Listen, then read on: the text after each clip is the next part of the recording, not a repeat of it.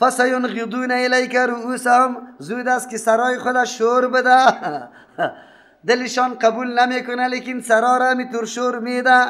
و یقولون، باز میگه سوم اعتراض در زمان شال شک داره، متاهو کی هستی؟ سالا تیر شده، بابا اجداد نیاکانی ما کسی را ندیدیم که باز دوباره زنده میشد. از او خاطر تعالی را که زنده نشده آیندم زنده نمیشه. اینطوری سوال برش پیدا میشه. جواب برش بگو. قل بگو عسى یکون قریبا، امید است که خیلی نزدیک باشه. چرا؟ زندگی دنیا در مقابل آخرت خیلی وقت کم است. وقتی چی است؟ یوم یدعوکم، روزی که دعوت میده شما را الله متعال، آواز میده طرف خود. فتستجیبون بحمدی، شما اجابت میکنه الله متعال آواز و ندایش متوجه میشه، میروی طرفش. چی رقم میروی؟ در دنیا خو عالی نافرمانی میکنه، دعوت پیغمبر قبول نداری، لیکن آخرت فتستجیبون، اجابت میکنه بحمدی، بامرای ثنای کامل الله، ثنای الله را هم گفته میروی. و تظنون ان لبستم، بازوجا گمان میکنه که درنگ تیر نکردیم در دنیا الا قلیلا، مگر خیلی کم. او روزی طولانی است، او روزای طولانی است. وقتی که او روزا را در چشم سر ببینی باز میگی که ما در دنیا یک سکند تیر کردیم. سکند حالی خود چی میگه؟ این دنیا در مقابل او زمان پشتی گپ نگرد، روزش میایه باز به خودتان واضح میشه که چه وقت در دنیا بودی و چه قسم بود. و قل لعبادی یقول التي، بگوی پیغمبر علیه السلام برای بنده های ما، یقول که بگوی التي احسن، عالی طریقی دعوت الله بر ما بیان میکنه.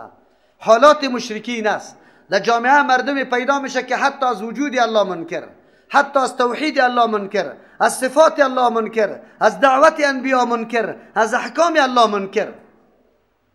چی ضرورت است خیر دیتور موقع، دیتور جامعه؟ دعوت ضرورت است. وقتی که دعوت ضرورت است، تو خو قبول کردی، وجدانت قبول کرد، فکرت پذیرفت، عقلت بالکل تسلیم شد، عالی وظیفه و مسئولیت خدا میشناسی که چی بکنی. وظیفه مسئولیت چیست؟ دعوت. راه دعوت چی رقم است؟ چی رقم دعوت بدیم؟ الله راهایش بر ما بیان میکنه. و قل بگوی پیغمبر علیه السلام لعبادی، برای بندگانی ما، یقولو که بگویا زمانی که دعوت میده مردمی دیگره، التی همو سخن بگویا، هی کمی سخن احسن و خیلی بهتر باشه، موافقی مقتضای حال امو وقت باشه، موافقی طبیعتی امو آدمی مدعو باشه. یکی هی احسن که خیلی بهتر باشه به اعتبار محتوا و مضمون، شیوه بیان مکمل سنجیده و موزون باشه. اتور سخن نباشه که قریحه دار باشه، زشت باشه، او مردکه را تحریک کنه، هیجانی کنه، او مردکه را چی بکنه؟ در ضد بیاره. اینطور گپ نباشه. چرا؟ سخنی دعوت است، گپی نرم برش بگو. اینی رای دعوت است. الله متعال میگه هی احسن، یقول التی، بگویا مو سخنی را هی احسن که او سخن خیلی زیبا و بهتر باشه. به اعتبار چی زیبا و بهتری باشه؟ یعنی با تمام مخالفای تو سخنی را بگو، ولو که در هر مرحله و مکتب صاحب فکر و مکتب است، هر رقم مفکوره که داره، سخنی را بگو که او بسیار نرم، جذب کننده، تاثیر گذاشتنی بالای مخاطب جریحه دار نکنه، سخنی که سبب توهین از او نشوه، او احساس توهین خدا نکنه، بلکه در فضای محبت سخن خیلی نرم، جاذب، مؤثر، مستدل که حتما رابطه با قرآن و حدیث داشته باشه. اینی سخن احسن است. بعد از او چرا این کار بکو؟ ان الشیطان ینزغ بینهم، شیطان مندازه وسوسه را، فساده، چسبایش مندازه. نزغ چی نمیگه؟ چسبایش مندازه بینهم، در بین داعی و مدعو. شیطان در اینجا خیلی زیاد کار میکنه در دعوت. دیگه جایانی، دیگه جای او قدر شیطان سر و کار نداره. سر و کارش بیسته که داعی کی دعوت میکنه در بین میایه. چی رقم میایه؟ تو را عالیه کمی بلند میتراشه که تو خو خیلی آدمی بزرگ هستی، رای توحید یاد داری، دلیل توحید یاد داری، از این مردکه کده پیش توحید قبول کردی، حالی دیگه تنبیک خدا میگیری. یا آدم هیچ نظرم نمیکنی، نزغه میاره نزغه. یا آدم این قدر بد برات معرفی میکنه، یه چی مشترک آدم است، بر دشانش بیادبی را شروع میکنی. همون طور است یا نه؟ همون طور است. الله رحم بکنه. اینطور کار نکن، چرا که شیطان نزغه میکنه. او را چی میگه؟ او را چی میگه؟ در درونش داخل میشه، برش میگه تو سعی که بچه جوانه که دیروزه در جای بچه است تو را دعوت میده. چی برش میگه؟ برو برو از تو که دو پیراهن همه پیش پاره کده و تو ضرورت نداره. نزغ شیطان است، نمیگذاره. قدرت الله در دعوت. و قل لعبادی بگوی پیغمبر علیه السلام برای بندگان ما یقولو که بگوی التی هم سخن رهی احسن که خیلی نیکو باشه. بعضی مفسرین میگه که اینجا بگوی برای کفار مراد از احسن، مراد از احسن کلمه توحید است. برای کفار دعوت توحید بده و این امر اول است که داعی برای مدعوین خود میده، چرا که حق اولویت در نظر گرفتن موضوع عقیده است. عقیده را باید برش بیان بکنی.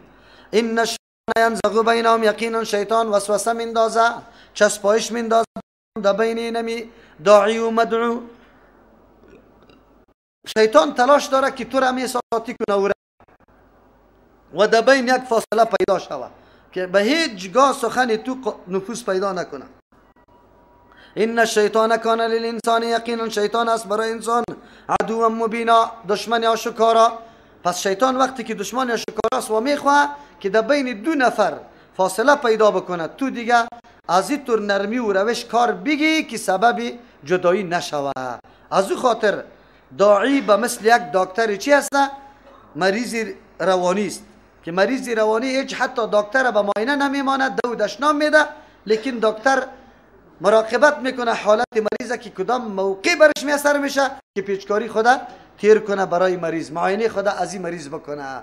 از او خاطر داعی همیشه مراقبت میکنه مردم خدا که در کدام فرصت او متوجه گپ ما میشه، کدام فرصت است که او غصه نیست، کدام فرصت است که او کمی تمایل به شنیدن داره و چه قسم سخن در سر از این کار میکنه، سخنی که سندی چی داشته باشه. اینی نکته ها را داعی باید مکمل در نظر بگیره و بعد از او دعوت بده.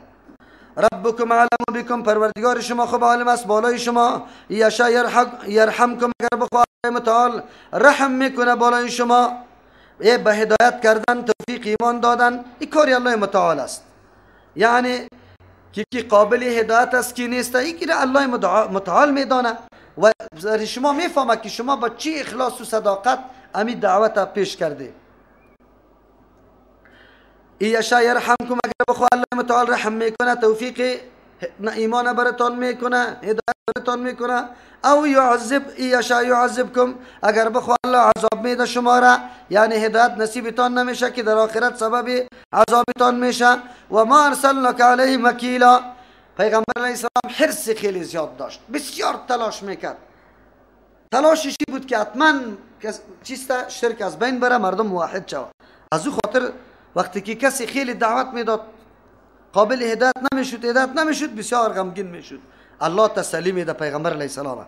و ما ارسلناک، روان نکردیم تو را پیغمبر علیه السلام، علیهم بالای مردم وکیلا متصرف که حتما تو تبلیغ کنی و جور شوه. ایرا قطعا ما تو را مقرر نکردیم، تو فقط مسئولیت بیان داری مطابق چیستا امو دستوری که الله برات داده، به اخلاص کامل، بسیار با شفقت زیاد اصل دلیل توحید بیان کو، دعوت بده. ای که میپذیره نمیپذیره کاری تو نیست. از او خاطر دعوتگر از دعوت خود مایوس نشوه که والا من بسیار دعوت دادم کسی نپذیرفت. پذیرفتن نپذیرفتن کاری تو نیست، تو مسئولیت خود ادا کن. و ربک علم بمن فی السماوات والارض، پروردگار تو خوب عالم است. مشرکین مکه شبهه برشان پیدا شد، اعتراض میکردن. تعجب است، نبوت باید یا برای کسانی داده شود مثل که ملائک باشه، دوم است که هیچ مثل انسان ها نباشه، دوم اگر به انسان ها داده میشه به مردم متمول و مالدار داده شود که روی داشته باشه. از امو خاطر میگفت عجیب است، یتیم ابی طالب خیسته خود امام و رهبر برای ما جور کرده. کی وجدان آدم میپذیره که یک بچه یتیم ما برای خود رهبر جور بکنیم؟ الله متعال رد میکنه، میگه که معیار وحی الله هست. قابلیت نبوت کدام وجود است، کدام شخص است، این به الله تعلق داره، برای شما تعلق نداره. چون شما همیشه مادیات پرست هستی یا نعوذ بالله ظاهر بین هستی، از او خاطر معیار مال و دولت و ایگپا قرار میده. اما پیش الله متعال معیار مال و دولت و امور ظاهری نیست. کی قابلیت نبوت داره الله خوب میدانه. از امو خاطر الله رسول الله را امی یتیمه قابل دیده به که این پیغمبر جهانی شوه، پیغمبری که تا روز قیامت نبوتش ادامه پیدا بکنه، دعوتش ادامه پیدا کنه، معجزش مکمل زنده و خود گویا باشه. الله متعالی قابلیت در پیغمبر دیده، از او خاطر را پیغمبر میکنه. و ربک اعلم بمن فی السماوات، پروردگار تو خوب عالم است با او کسی که در آسمان هاست، یعنی فرشته ها را الله میدانه. پس یا اگر میگه که پیغمبر باید فرشته باشه، الله خوب میدانه که فرشته لیاقت پیغمبری را نداره. چرا پیغمبر بعد از جنس خودش باشه، درد و غم مردم درک کنه، گشنگی تشنگی از واره درک کنه، چیسته مشکلات و مصیبت های از واره درک کنه. از او خاطر پیغمبر بعد از متن مردم، از مابین مردم باشه. این اعتراض که میکردن که باید ملک باشه، الله دفع کرد. ربک اعلم بمن فی السماوات، پروردگار تو خوب عالم است با او کسی که در آسمان است، والارض در زمین است، یعنی انسان ها و جنیات الله میدانه که کی قابلیتی گپ داره. ولقد فضلنا بعض النبیین علی بعض، یقینا ما برتری دادیم بعضی پیغمبران علیهم السلام علی بعض، بالای بعضی پیغمبران دیگه. و آتینا داوود زبورا، ما دادیم به داوود علیه السلام کتابی زبوره. در بین انبیاء علیهم السلام تفاوت مراتب وجود داره. الله متعال بعضی پیغمبران را مرتبه خیلی بزرگ داره. رسول الله صلی الله علیه و سلم حبیب خدا سرفراز با بسیار مشخصات و امتیازات کرده که دیگه انبیاء قطع شریک نیسته. باز در بین دیگه پیغمبران الله متعال ابراهیم علیه السلام نه خصوصیت داده. در بین امی که اولو العزم از 5 پیغمبر الله متعال نسبت به پیغمبرای دیگه عزت و کرامت الله برش داده. الله خوب میدانه. پس معلوم شد که در بین انبیاء علیهم السلام تفاوت ها وجود داره و این تفاوت ها را الله متعال به بار آورده. پس از او خاطر اگر کسی اعتراض میکنه که چرا پیغمبر ملک نمیشه، به علم الله تعلق داره. الله میدانه که آیا روان کردن ملک خیلی مفید است، یعنی که نه روان کردن ملک مفید نیست، بلکه الله قابلیت میبینه در وجود شخص مثل رسول الله صلی الله علیه و سلم. و از این معلوم میشه که مقام و منزلت پیغمبر صلی الله علیه و سلم که چقدر مقام داره. آلی در بین پیغمبرها چرا میگه که من داده بودم به داوود علیه السلام زبوره؟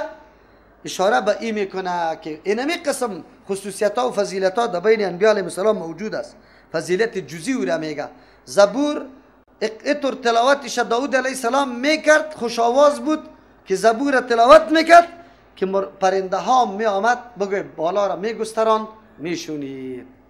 تا این اندازه را الله متعال طور خوشآوازی را به داوود علیه السلام داده بود. اشاره میکنه که الله متعال بعضی انبیاء خدا به بعضی نعمت‌ها بگوی خصوصیت داده، لیکن به طور مطلق کل افضلیت از کیست؟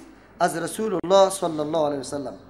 قل ادعوا الذین زعمتم من دونی، بگوی پیغمبر علیه السلام رد میکنه بالای شرک از یا در وقت حاجات و مشکلات خود آواز میدادن با اونمو بتایی که در گرد کعبه نصب کرده بودن که به شکلی به زعم خودشان به شکل ملائک بود. گفت ما اگر حاجت خود از اینمیا طلب میکنیم یا رویدار پیش الله متعال است، او را برای ما چی میکنه؟ پس برای ما الله متعال امو گناه ما را معاف میکنه. خودی ما امو گناه را طلب نمیکنیم که بسیار گناهگار هستیم چیسته، لیکن او را واسطه میکنیم یا از او گناه را طلب میکنیم. الله میگه نه، این گپ غلط است. بگوی پیغمبر علیه السلام ادعوا الذین، آواز بده به او کسانی که زعمتم شما گمان داریم من دونی بغیر از الله که او معبود شده میتونه، حاجت روا شده میتونه. فلا یملکون، پس چی در اختیار نداره کشف الضر، دور کردن تکلیف عنکم از شما، ولا تحویلا، و نه در اختیار داره مالک نیستن از تبدیل کردن از او، نه بیخی زایل کرده میتونه و نه تبدیل کرده میتونه، هیچ کدامش نمیتونه. مشرکین مکه کسانی را که عبادت میکرد یکم ملائک بود.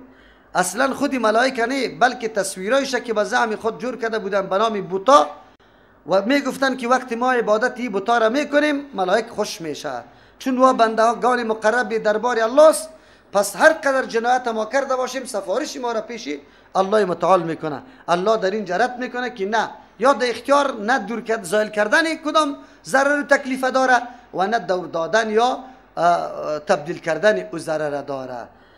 دور کردن دو قسم است، یکی به اسباب است یکی بلا اسباب است. به اسباب مخلوق الله اختیار داده به مخلوق خود که دور بکنه. مشکل است این لاسپیکر برای ما مشکل میده، قطع دست خود بالا میکنم به اسباب است، اما لاسپیکر دور شوه نه دست خود پیش کنم نه کسی را امر بکنم، اینی را بلا اسباب میگه. بلا اسباب مشکل دور کردن خاصه کیست؟ الله متعال است. از همون خاطر وقتی در مقام دور ما قرار داریم و آواز میدیم به مرده ها، اینجاست که ما مقام و صفت الله را به کی میدیم؟ با مخلوق میدیم که صاحب قبر است. به خاطر که بلا اسباب شنیدن خاصه کیست؟ او تو عقیده داری که میشنوه. بلا اسباب علم بالای مشکل آدم داشتن صفت کیست؟ او تو عقیده داری که علم داره. بلا اسباب مشکلی تا دور کردن صفت کیست؟ اینه. زو خاطر کسی که مریضا را در قبرا میبره اونجا نه معاینه است نه دواست نه نسخه است نه سوال است نه جواب است نه لابراتواری است و نه چی است؟ اکسری و عکس گرفتن است و نه نسخه دادن است. از او خاطر کسی که مریض میبره به این نیت که اونجا همونطور شفا پیدا میکنه بلا اسباب، این عمل شرک است و صاحبش چی میشه؟ مشرک میشه، نعوذ بالله. از او خاطر از این خودداری کنیم. اولئک الذین یدعون، این می مردمایی که یا وسیله میگیره میره ایره سفارشی مقرر میکنه پیش الله، یا مردمایی هستن یدعون که خودشان آواز میده طلب میکنه، یبتغون طلب میکنه خودشان الی ربهم به سوی پروردگارشان الوسیلة ذریعه نزدیکت در تلاش هستن که به الله خود نزدیک بکنه. ایهم اقرب که کدام از یا خیلی نزدیک است، و یرجون رحمته امیدی رحمت الله را داره، و یخافون عذابه میترسه از عذاب الله. ان عذاب ربک کان محذورا، یقینا عذاب پروردگار تو هست قابل عزیز که از او ترسیده شوی، یعنی از او انسان ترس بکنه بترسه که در او عذاب مبتلا نشوی. دو ترجمه است در اینجا. اول ترجمه است الله متعال رد میکنه به وسیله گیری، کسایی که وسیله میگیره قبرا را بری خود وسیله میکنه اولیا را، این گپ غلط است. چرا؟ به خاطری که مردم خود محتاج به الله است، خودشان در تلاش او ذرایعی است که یارا به الله نزدیک بکنه. پس شما امو حکم داری، یعنی شما اینمی قسم ذریعه نزدیکت پیدا بکنه، نه ای که کسی را بری خود وسیله بکنه که او خود محتاج است، این وسیله شدن نمیتونه. کسانی را که شما میخواه که او را به الله نزدیک کنه و خودشان به سوی پروردگار خود راه های رضامندی الله متعال طلب کرده رایسته که ایهم اقرب، کدامی از یا خیلی نزدیک به الله میشه. پس کسی که محتاج باشه بلکه او مکمل عمر خود در عبادت الله تیر میکنه، در طاعت الله، به خاطری که به الله خود نزدیک بکنه، چطور رو حاجت روا شده میتونه؟ هیچ حاجت روا شده نمیتونه. از او خاطر شما اونمو کسایی را که گمان داره که حاجت رواست، خود حاجت روا نیست، بلکه او در چیست؟ و در تلاش عزیزته که به الله خود نزدیک بسازه توسط عبادات و طاعتش، نه به توسط مخالفت.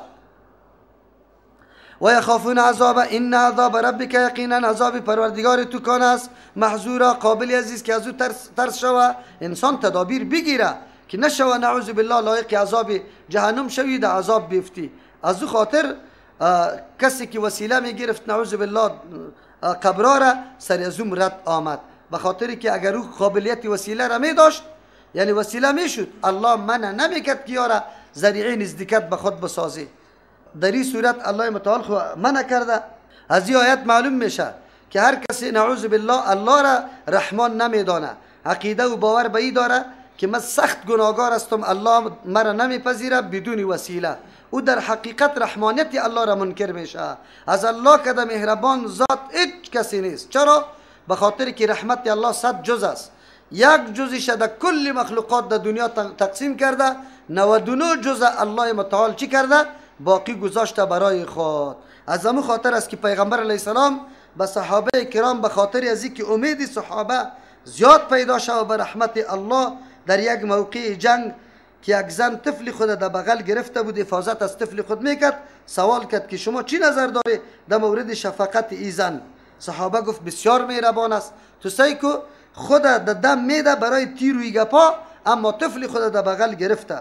رسول الله صلی الله علیه وسلم گفت که به الله قسم، الله عزیزن که هم زیاد مهربان بالای کی است؟ بندگان خود است. البته بندگان الله کیست؟ که عقیده توحید الله را داشته باشه، اگرچه از نگاه گناه معصیت خیلی گناهگار باشه، خو لیکن عقیده صحیح داشته باشه، بازم الله چی میکنه؟ رحمت سرش میکنه. پس کسی که وسیله میگیره غیر الله قبراوی گپاره، یا بسیار سهو میکنه، سخت اشتباه میشه، به خاطری که چی است؟ رحمت الله را نادیده میگیره. امی مخلوق الله را بسیار مهربان از الله کرده میدانه. و این من قریه الا نحن مهلکوها، نیست یک قریه مگر ما هلاک کننده هستیم اهل از او را قبل یوم القیامت، پیش از روز قیامت، او معذبوها، یا است که عذاب داهنده هستیم واره بعد از روز قیامت، عذابا شدید، عذاب شدید. کان ذلك فی الکتاب، هست امی وعده در کتاب لوح محفوظ مستور نوشته شده. الله فیصله کرده، به خاطر که در این قریه الله انتظام و اسباب هدایت روان میکنه.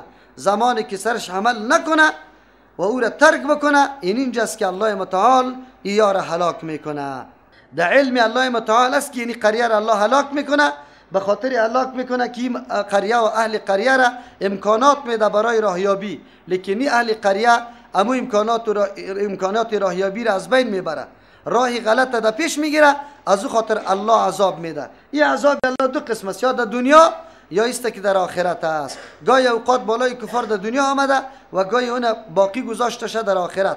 تنها گپ است که الله متعال امت رسول الله صلی الله علیه وسلم مثل امتهای دیگه واره بیخکن عذاب نمیده که پشتی سر میآید. کان ذالک فی الکتاب مستور، است اینمی سخن در کتاب لوح محفوظ نوشته شده.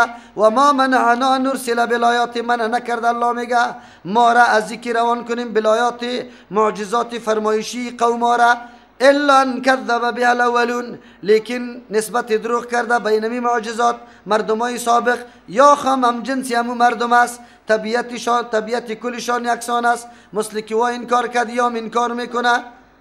از او خاطر من چیز نکردم، معجزه را روان نکردم.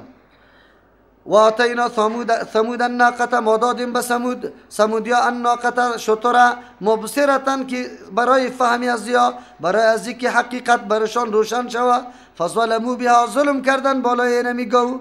و ما نرسل بالآیات، ما روان نمیکنیم معجزات الا تخویفا، یا حوادث روزگار که سری کسی ما روان نمیکنیم مگر چی؟ الا تخویفا، مگر برای ترساندن روان میکنیم. سه قسم معجزه را الله روان میکنه. یک قسم معجزه برای تایید نبوت میباشه، از او خاطر الله روان میکنه. دوم قسم معجزه برای عزیزتا که تخویف شوه برای ازوا. تخویف ای را میگه که امو معجزه را الله میاره، لیکن وقتی که او مردم دو عمل نکرد مکمل هلاک میکنه. مثل قوم صالح علیه السلام وقتی که امی معجزه شتر طلب کرد الله آورد شد، اما ای را به خاطر آورد که یا را بترسانه. چی مانا؟ اگر یا عمل نکرد سر امو مقتضیاتی که یاد داره دیگه دیستی چی میکنه؟ الله عذاب میده شانه، یعنی الله میگیره شانه، مکمل هلاک میکنه شانه. سوم قسم معجزه که الله متعال روان میکنه برای عزیزتا که این معجزه، سوم قسم معجزه را که الله روان میکنه ای را عملی نمیکنه روان کردنشه، بلکه الله متعال نمیخواه که روان بکنه، به خاطر که اگر روان شوه این مردم مکمل بیخکن میشه. و پیغمبر علیه السلام هم معجزه را پیشنهاد کرده بودن، گفتن مکه آب نداره، سرزمین کوهیسته، اینی کوه ها را از بین ببر. و حتی صفا و مروه را گفته بودن این را طلا بگردان که ما سری تو باور کنیم.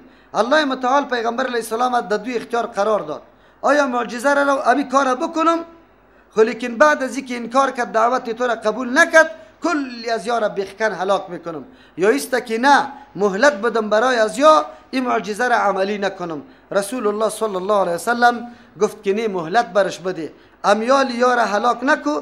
چرا؟ به خاطر که باقی مانده باشد در بینشان خامخا مسلمانای واقعی پیدا میشه، اولادش مسلمان میشه که امو تورام شد، اولاد مسلمان شد، بسیار مردم ها مسلمان شد. اگر نه که امی معجزه عملی میشد، بعد از اینکه مشرکین چی عملی نمیکرد مکمل قوم چی میشد؟ از بین میرفت. چرا که عادت الله متعال امی رقم شده، امی رقم است. از او خاطر یک معجزه برای تایید نبوت شد، یک معجزه برای تخویف است که بترسن مردم. یک معجزه را الله روان نمیکنه به خاطر که باز چیسته، به خاطر که بخکن نشوه. و ما منعنا، ما را منع نکرد الله می فرماید ان نرسل که روان کنیم بالآیات و معجزات فرمایشی الا ان کذب بها الاولون، مگر منعی کرده که پیشینیا تکذیب کرده همیطور معجزات و بعد از او عمل سرش نکرده سبب هلاکت کلگی شده. از او خاطر من معجزه را روان نمیکنم بان که مردم باشه، چرا که خواست یا طلب رسول الله صلی الله علیه و سلم همینطور بود. دوم ترجمه، یعنی انبیاء علیهم السلام ما روان نکردیم که برای هر کدام هر کس و ناکس معجزه طلب کنه پیغمبر معجزه بده، باز خود یک کلی عمر پیغمبر در معجزه ارائه کردن تیر میشه. حالان که پیغمبران خود برای تبلیغ حکم آمده، برای تعلیم و تربیت آمده، برای قائم کردن نظام عدالت آمده. اگر هر کس معجزه طلب کنه معجزه بده، معجزه طلب کنه کلی عمر پیغمبر معجزه دادن میشه. از او خاطر الله متعال میگه که این کار نمیکنیم. و ما منعنا نرسل بالآیات، منع نکرده ما را از اینکه ما روان کنیم بفرستیم معجزه را، او معجزه‌ای که یا طلب میکنه فرمایشی، الا مگر منع کرده ان کذب بها الاولون، که یقینا نسبت دروغ کرده بود به این معجزات الاولون علمای پیشین ما و شما. و ما منعنا منع نکرده ما را ان نرسل، مانع نشده برای ما که روان کنیم بالآیات به معجزات فرمایشی مردم که از پیغمبر علیه السلام مطالبه داره، الله قدرت داره که روان کنه، الا ان کذب بها الاولون، مگر مانع شده که نسبت دروغ بین می قسم معجزات مردمان سابق شده بود و این مردم با اون مردم در طبیعت و در مزاج چی خرابی مزاجشان یکسان است، هم جنس هستند، مثل که مردم های سابقه بعد از آمدن معجزه عمل به معجزه نکرد، مخالفت معجزه را کرده، سبب هلاکتشان شده. این مردم اگر ما معجزه فرمایشی را روان کنیم مخالفت میکنه، پس ما یار هم بخکن هلاک میکنیم. و آتینا ثمود الناقه، داده بودیم به ثمودیا الناقه، امو معجزه فرمایشی به طور مثال الله بیان میکنه. ناقه را داده بودیم شتر مبصرتن که برای فهم، که ذریعه فهمی از یا شوه، مبصرتن که حقیقت برشان واضح شوه. فظلموا بها، ظلم کردن بالای نمی ناقه یعنی به قتل کردن.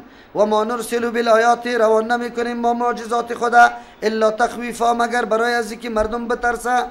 ناقه قوم صالح علیه السلام از صالح علیه السلام معجزه طلب کرد که یک شتر ماده باید از اینمی سنگ بکشی و او شتر ماده مکمل در ماه حامله باشه. به نزد امو قوم در او زمان بزرگترین مال اینمی چی بود؟ شتر ماده بود. از او خاطر وقتی که طلب کردن الله متعال صالح علیه السلام دعا کرد، از الله دعا را طلب کرد و امو امو شتر پیدا شد. لیکن بعد از اوی شتر الله طور قدرتی پیدا کرده بود که خیلی زیاد علف میخورد، خیلی زیاد آب میخورد. از او خاطر مردمای مالدار از این بتنگ بودن. در جایی که شتر میچرید خیلی زیاد علف میخورد و در جایی که در آب میرسید در اوجا آبا خیلی کم بوده، از چاها و از حوضا بود، کلی آب میخورد. از او خاطر نوبت کرده بود صالح علیه السلام در بین امی ناقه و در بین قوم خود که یک روز از یکی باشه، روز دیگه از دیگه. امو بود که یک زنی که مالدار بود، صاحب حسن و جمال هم بود، او اعلان کرد که هر کسی ناقه از بین برد به خاطر که مال خودش در چراگاه ها بچره، اینی قدر چیسته امتیاز برش داده میشه. وقتی که اعلان امو زن کرد 9 نفر برآمد و در صدد ازی شد. باز امو بود که توسط همین نفرها کمین گرفتن، ناقه را همین شتر در پای زدن، زخمی شد و بعد از اوی را کشتن شتر. این همی بود که الله عذاب خود روان کرد و کل قوم صالح علیه السلام قطع خاک یکسان شد. و اذ قلنا لک، در آن وقتی که ما گفتیم برای توی پیغمبر علیه السلام، ان ربک احاط بالناس، پروردگار توی احاطه کرده به مخلوق خود، یعنی کل ظاهر و باطن مخلوق خود میدانه. آلی چی کاروایی ها صورت میگیره الله متعال مکمل احاطه کرده. و ما جعلنا الرؤیا التي، ما نگردانیدیم امو خوابایی را، التي اونم خوابا اریناک که ما تو را نشان داده بودیم در حالت خواب، اینجا نه در حالت بیداری است. رویا مراد چیزای دیدنی را میگه. و ما جعلنا رویا، ما نگردانیدیم چیزای دیدنی تو را، التی آریناک، و چیزایی که ما تو را دیدیم نشان دادم، الا فتنة للناس، مگر ذریعه امتحان برای مردم، و شجرة الملعونة، و او درخت که لعنت کرده شده. چی لعنت کرده شده؟ فی القرآن، در قرآن کریم، که درخت زقوم است. و نخوفهم، ما می ترسانیم این مردم ها را، فما یزیدهم، زیاد نمیکنه این ترساندن ما، الا طغیانا کبیرا، مگر سرکشی خیلی زیاده. در اینجا الله متعال اشاره به این میکنه که این مردم ها چی میکنه. الله متعال بعضی معجزات را برای ازی روان میکنه که یارا مورد امتحان قرار بده و در چیستا موقعیت تحذیر قرار بگیره. تحذیر از او خاطر میگه که ما نگردانیدیم امی چیزایی را که در لوح محفوظ برای تو نشان دادیم، ذریعه امتحان برای مردم شد. به خاطر که رفتن رسول الله صلی الله علیه و سلم با امرای روح و جسد خود در یک حصه کم شب و باز عروج کردن در آسمان ها، این خیلی بعید از نظر مردم میرسید. معراج پیامبر علیه السلام از ذریعه امتحان مردم شد، چرا کسایی که تصدیق کرد الله متعال برای ازیا هدایت نصیب کرد، اما کسانی که رد کرد الله متعال وارا گمراه ساخت. یعنی ایام ذریعه امتحان الله متعال بود. پس این معجزه معراج برای امتحان شد. مثل که معجزه برای تایید نبوت می باشه، دوم معجزه برای تخفیف می باشه، سوم معجزه برای چی می باشه؟ برای ذریعه امتحان. این در اینجا ذریعه امتحان الله قرار داد که آیا این معجزه پیغمبر را تایید میکنه مردم یا نه که انکار میکنه. امی قسم و شجرة الملعونه، ما امو درختی که لعنت کرده شده که زقوم است در قرآن کریم ذکرش آمده، او را ذریعه امتحان مقرر کردیم. چرا پیغمبر علیه السلام وقتی که از چی است بیان درخت ملعونه را کرد که مشرکین اونجا خوراک میکنه دیگه، اینجا نعوذ بالله ابو جهل مسکو شیر طلب کرد، گفت اینی زقوم است، ما زقوم میخوریم. ابو جهل وقتی که در قرآن کریم شجره زقوم ذکر شد، او مسکو شیر طلب کرد میخورد، گفت اینی زقوم است بخوره، اونجا ما میتوره است. حالان که درخت زقوم در قرآن کریم الله متعال میگه که چیستا تخرج فی اصل الجحیم، در بیخ جهنم میبره، در بین آتش. وقتی که این گپ صفتای درخت زقوم بیان شد، مشرکین مکه گفت که وقتی او در بین آتش است خو میسوزه دیگه هیچ باقی نمیمانه، چه قسم درخت زقوم است. الله متعال هر درخت مناسب امو جای امو مقام پیدا میکنه. مثلا در یک جای زمین شور است، درخت شور الله پیدا میکنه، اونمو چیش است. اینمی قسم مثلا در جای تیل درخت تیلی را پیدا میکنه. اینی قسم در بین درخت شده میتونه انرژی خود مکمل از زمین حرارت و از زمین گرمی بگیره و امو درخت شوه. از او خاطری کاری الله متعال است که چیسته چی امتحان میکنه بندگان خدا. در مورد درخت زقوم هم یک تعداد انکار کردن، یک تعداد همو توریج نگرفتن روزه را و فکر میکنه که سر ما نیسته. سبحان ربک رب العزة عما یصفون و سلام علی المرسلین والحمد لله.